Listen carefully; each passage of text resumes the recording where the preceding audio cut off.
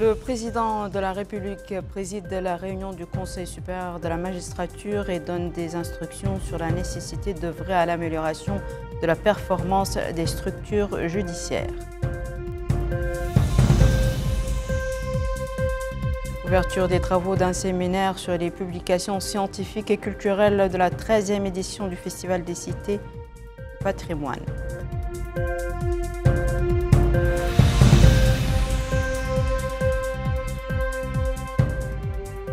Nouakchott abrite une session de formation sur la lutte contre le blanchiment de capitaux et le terrorisme.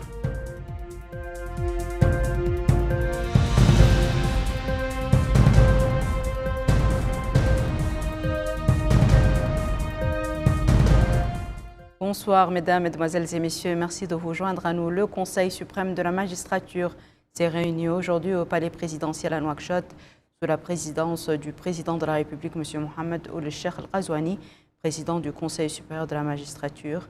Le président de la République, président du Conseil supérieur de la magistrature, a donné des instructions sur la nécessité d'œuvrer à l'amélioration de la performance des structures judiciaires, appelant la famille judiciaire à redoubler d'efforts de réforme pour assurer un système judiciaire efficace, indépendant et impartial qui consacre l'état de droit et consolide l'esprit d'égalité et d'équité. Au cours de sa réunion, le Conseil a traité de tous les points de l'ordre du jour prévus pour discussion et examen.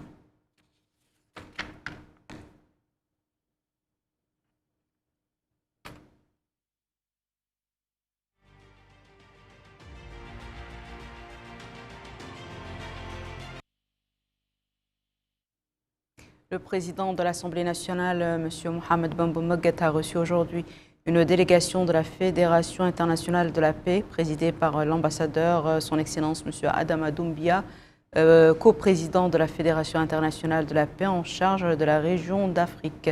L'entretien a été l'occasion pour M. Adama Doumbia de remettre une invitation officielle adressée par le président de la Fédération internationale de la paix au président de l'Assemblée nationale pour assister aux travaux du sommet mondial prévu du 10 au 14 avril 2025 à Séoul, en Corée du Sud. La réunion s'est déroulée en présence du député Ahmed Jdoul Zeyn et de M. Mohamed Yahya Ould-Hay, chargé de mission à l'Assemblée nationale. Activité parlementaire toujours avec la conférence des présidents de l'Assemblée nationale qui s'est réunie aujourd'hui sous la présidence du président de l'Assemblée nationale, M. Mohamed Bambo Moguet. Le gouvernement a été représenté à la réunion par le ministre de la Culture, des Arts, de la Communication et des Relations avec le Parlement, porte-parole du gouvernement, M. Hossein El Meddou. Lors du jour de la réunion a prévu le report des séances plénières ainsi qu'il suit. Mardi 24 décembre 2024 à 17h, séance plénière consacrée à l'examen et au vote du projet de loi numéro 24-044 relatif aux établissements et entreprises publiques. Mardi 31 décembre 2024 à 10h, séance plénière consacrée à la discussion et au vote du projet de loi de finances initiale pour l'année 2025, auparavant prévu pour le jeudi 26 décembre 2024 à 10h. Le ministre de la Culture, des Arts, de la Communication et des Relations avec le Parlement, porte-parole du gouvernement, M. Hossein El Meddou, a présidé hier soir à Nouakchott l'ouverture du séminaire organisé par la Commission nationale de l'éducation, de la culture et des sciences sur les publications scientifiques et culturelles de la 13e édition du Festival des villes du patrimoine à Chinguetti. C'est un compte-rendu de Yedali Fall. Au cours de ce colloque, plusieurs conférences ont été présentées sur le thème Chinguetti, caravane et forum. Les Chinapulta et le rôle culturel et social au Soudan, l'école malikite de Kharouane à Chinguetti, les espèces de palmiers à Chinguetti et les caractéristiques non et techniques de l'agriculture ainsi que des recueils de poèmes à la gloire de Chinguetti.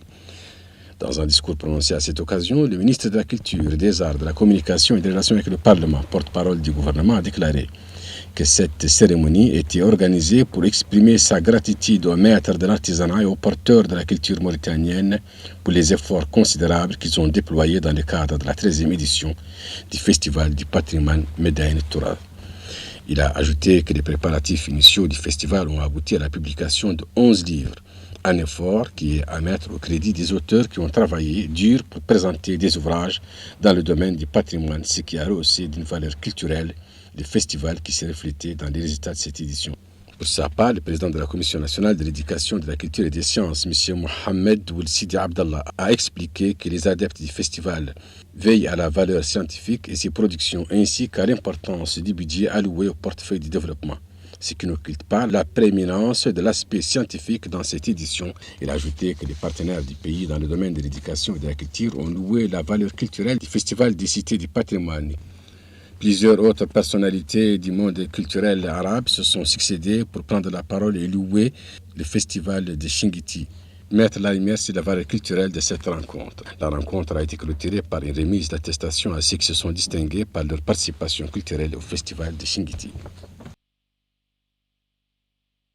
Début ce matin à Nouakchott, des travaux d'un atelier sur la mise en œuvre de la contribution déterminée nationale au niveau régional.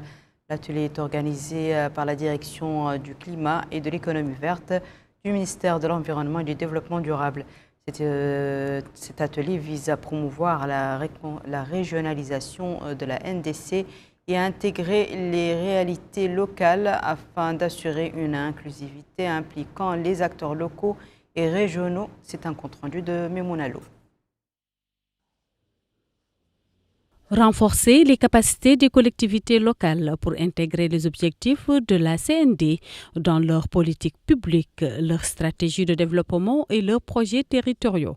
Tel est l'objectif de cet atelier sur la territorialisation de la contribution déterminée au niveau national. Il est organisé par la direction du climat et de l'économie verte du ministère de l'Environnement et du Développement durable.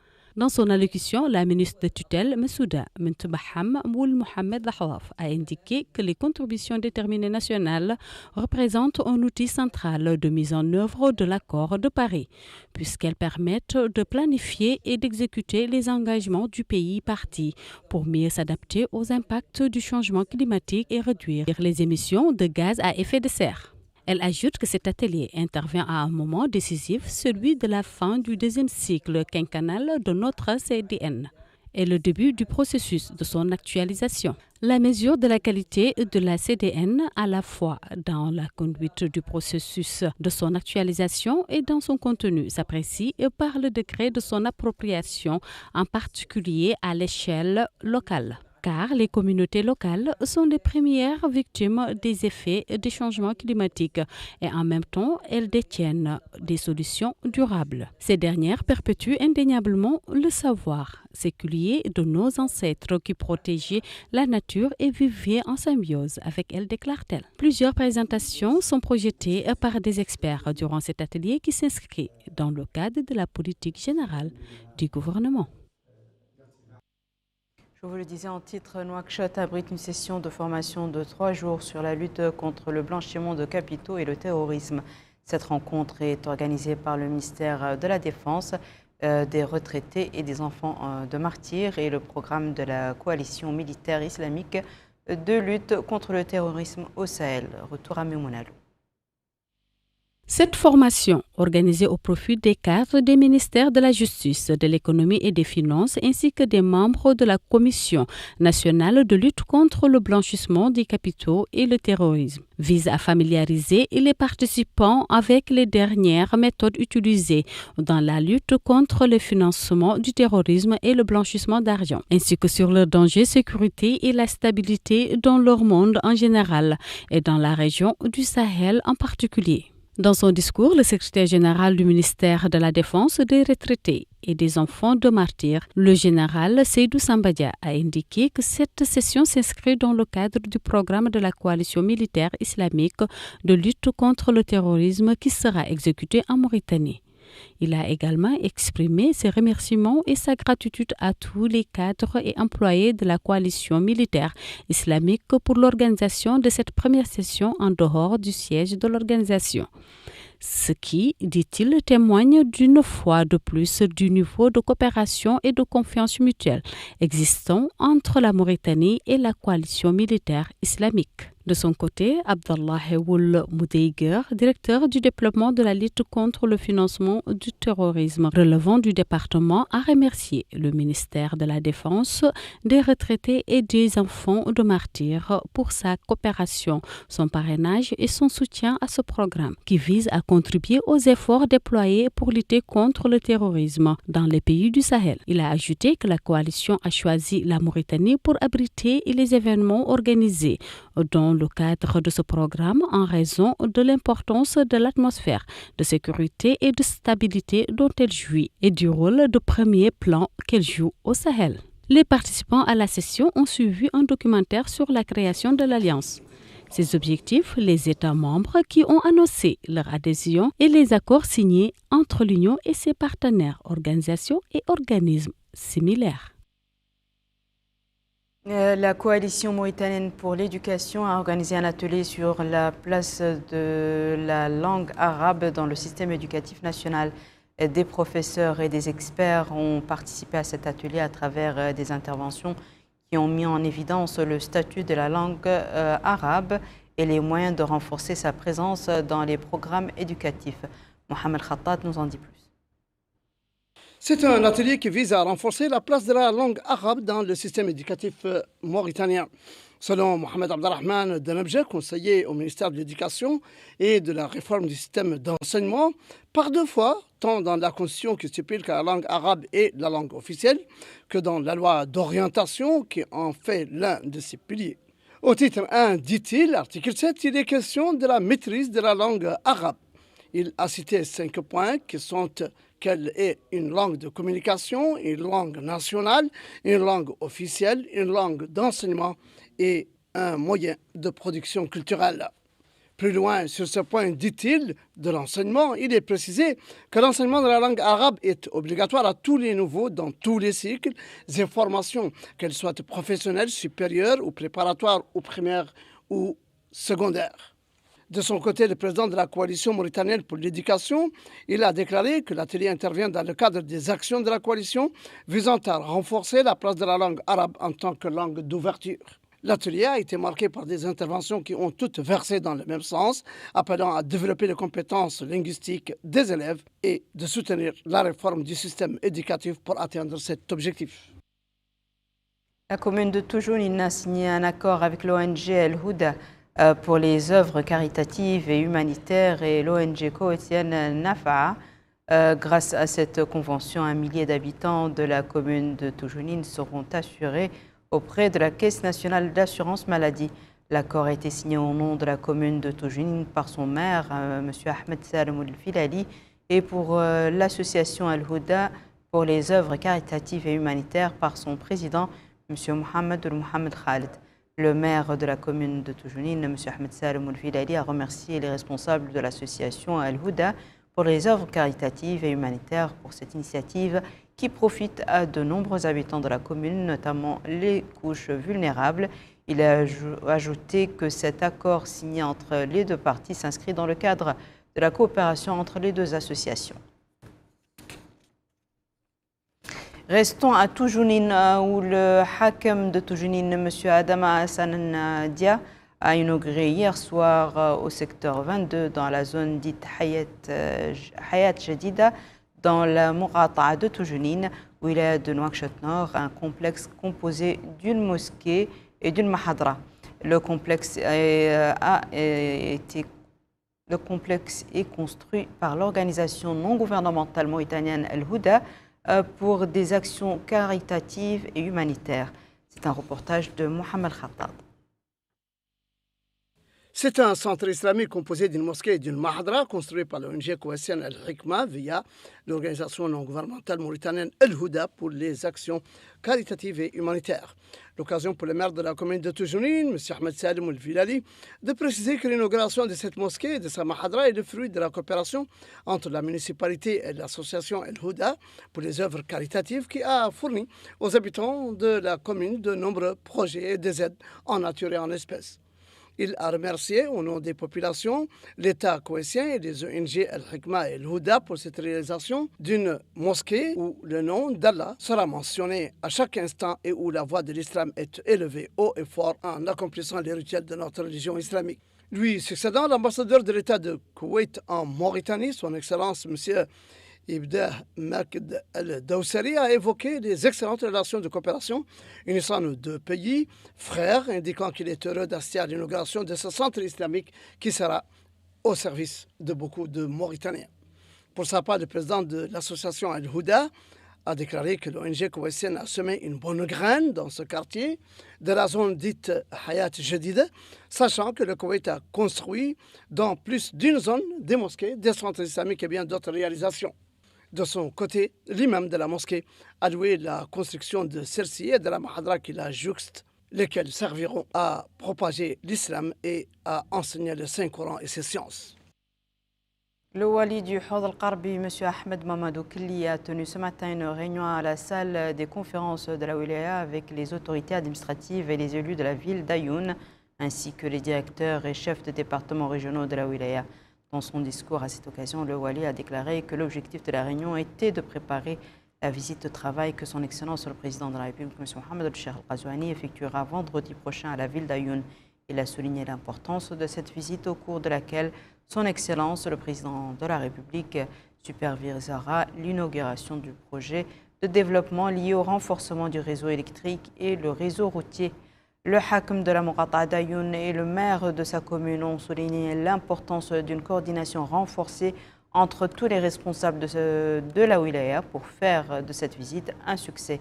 À l'issue de la réunion, les participants ont été informés sur le programme de la visite et la mise en place de commissions pour la préparation et la coordination de cette visite présidentielle.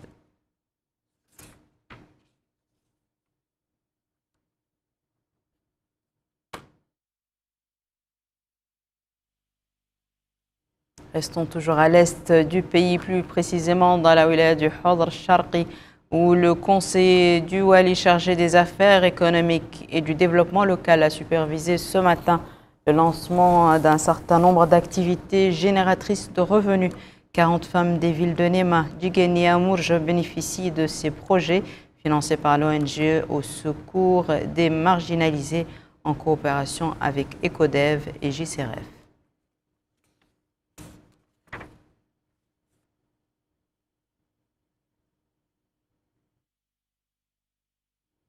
La présidente de l'ONG au secours des marginalisés est revenue sur l'objet de cette activité. Écoutons-la. L'objectif de ces distributions de fonds sociaux est de contribuer à la réduction de la pauvreté des femmes dans la wilaya du Hawd al-Sharqi, notamment à Nema, Amourj, Djigeni, Bougadoum et Aïr Mabrouk. Ainsi gérés comme il se doit, ces AGR vont permettre à ces femmes vivant dans l'extrême pauvreté à pouvoir scolariser et élever leurs enfants dans la dignité. À ce titre, je saisis cette opportunité qui m'est offerte aujourd'hui pour exprimer mes remerciements au JCRF Sahel et à l'ONG ECODEF pour leurs importantes contributions en tant que partenaires. Et remercier également le Wali pour les précieux appuis qu'ils nous ont apportés. Voici à présent, mesdames et messieurs, le rappel des titres.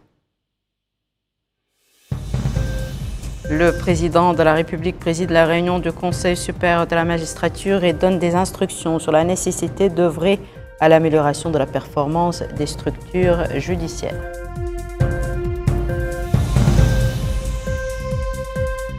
Ouverture des travaux d'un séminaire sur les publications scientifiques et culturelles de la 13e édition du Festival des cités du patrimoine.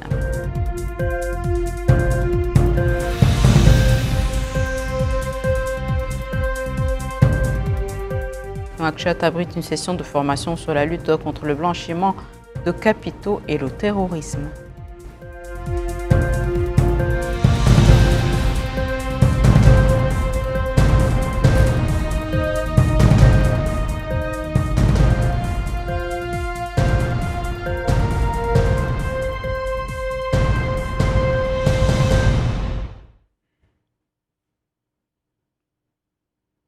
C'est la fin de ce journal, mesdames et messieurs. Merci à vous de nous avoir suivis. Merci de votre fidélité et je vous souhaite une excellente suite au programme sur le Mauritanie.